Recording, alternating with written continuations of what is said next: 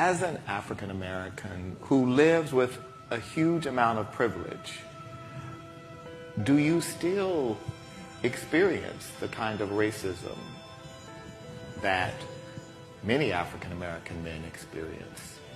Or are you able to actually, because of your enormous wealth, be insulated from some of those experiences? The short answer is I still experience it. It is less frequent because I have less interaction as a result of, as you know, at some point in time you end up in a world that is a little smaller in that context.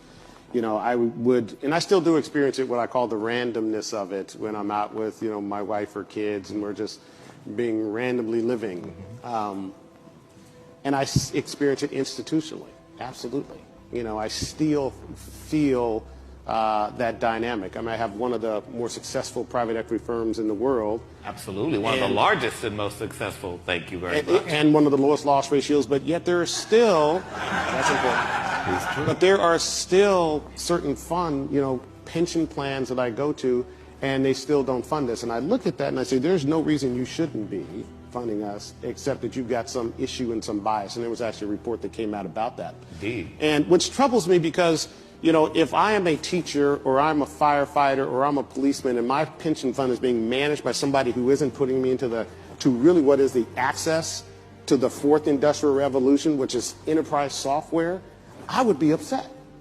Okay? And it's conscious, unconscious bias, whatever it might be.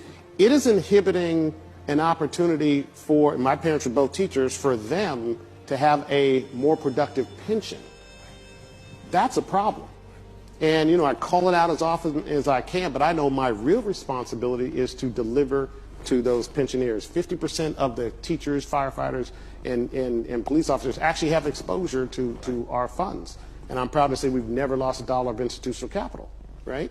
And I look at that. There are a lot who can't say that. I know there's a lot who can't say that. Knock wood, and we'll continue to work hard, and who knows what might happen to you. But to me, that's an important part of, call it that legacy of purpose.